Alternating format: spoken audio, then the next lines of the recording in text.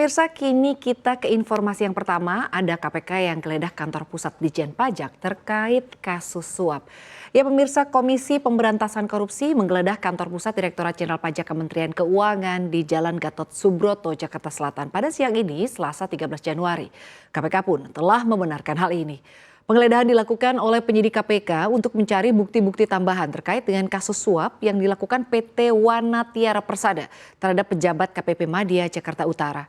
Sebelumnya, KPK menetapkan 5 tersangka terkait operasi tangkap tangan pejabat pajak di Jakarta Utara.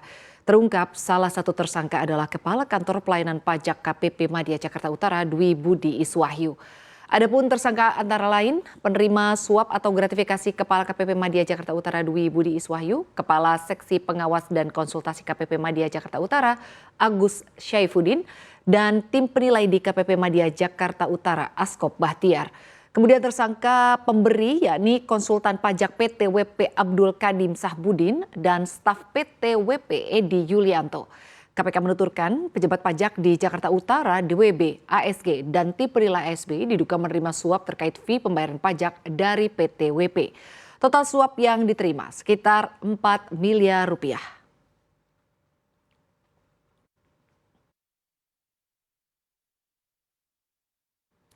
Dan pemirsa, kita ke informasi berikutnya. Pemirsa, ada 4 WNI yang diculik bajak laut di Gabon. Pemerintah kemudian buka suara.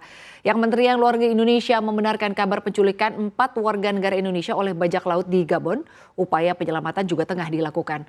PLT Direktur Pelindungan WNI Kemlu RI Heni Hamidah mengatakan pihaknya telah mendapatkan informasi bahwa pada tanggal 11 Januari 2026 telah terjadi pembajakan terhadap kapal penangkap ikan IB Fish 7 Liang Pengyu 828 di perairan Ekwata Gabon. Heni mengatakan Angkatan Laut Gabon tengah memburu para pelaku, adapun sebanyak 3 awak kapal termasuk 2 WNI yang berada di kapal tersebut telah dikawal menuju ke Libreville, ibu kota Gabon.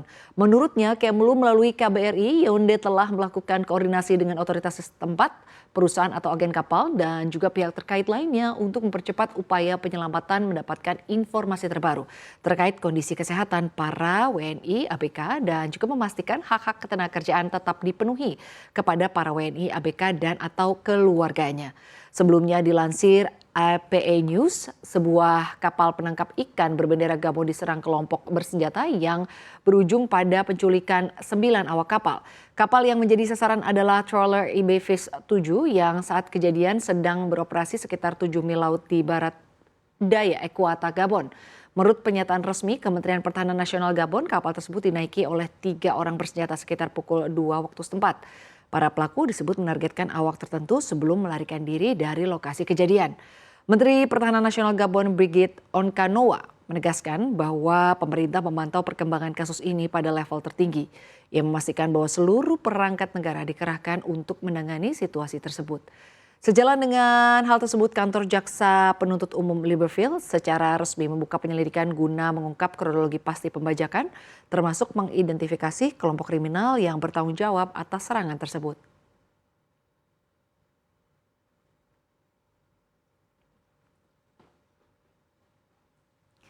Dan kini kita ke informasi berikutnya, pemirsa, ada kabar gembira, pemerintah siapkan insentif lebaran di tahun 2026. Pemerintah berencana memberikan insentif pada Lebaran 2026 mendatang, adapun salah satu insentifnya adalah diskon tarif transportasi. Hal ini dibocorkan oleh Menteri Koordinator Perekonomian Erlangga Hartarto saat ditemui di Menara Kadin pada hari Selasa 13 Januari. Sebelumnya pemerintah telah berupaya menjaga dan meningkatkan pertumbuhan ekonomi nasional dengan menyiapkan berbagai kebijakan dan program untuk memberikan stimulus bagi perekonomian nasional, yakni paket stimulus akhir Nataru. Salah satu program paket stimulus ekonomi terakhir adalah program diskon tiket transportasi pada masa libur Nataru. Program ini ditujukan untuk memberikan insentif dan mendorong mobilitas masyarakat selama masa libur Nataru. Program diskon tiket transportasi 2025-2026 ini telah disiapkan sejak menjelang kuartal keempat yang lalu dan seluruh persiapan teknis telah dibahas dan disiapkan bersama, khususnya melalui pembahasan teknis pada Satuan Tugas Percepatan Program Strategis Pemerintah atau Satgas P2SP. Adapun diskon ini diikuti oleh berbagai provider transportasi dari darat hingga udara, antara lain PT KAI, Pelni, dan juga SDP Ferry Indonesia.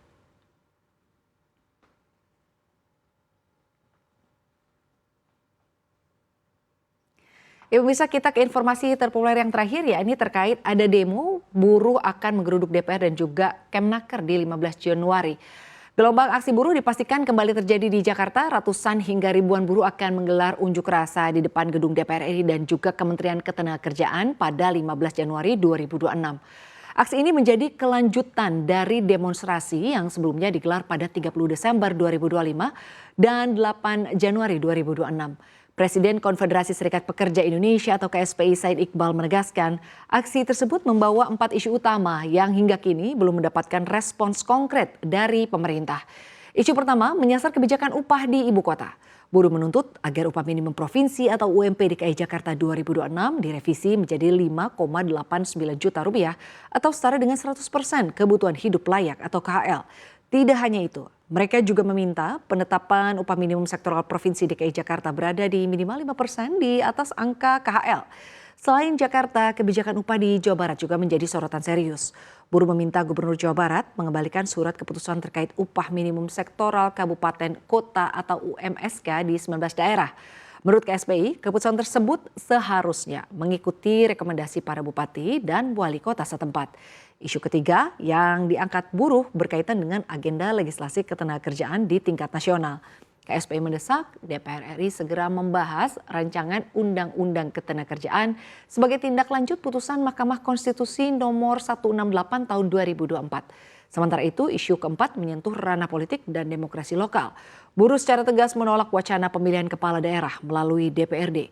KSPI menilai mekanisme tersebut bertentangan dengan prinsip kedaulatan rakyat. Terkait rencana aksi, Said Iqbal menyebut jumlah massa yang akan turun ke jalan diperkirakan mencapai ratusan hingga ribuan orang.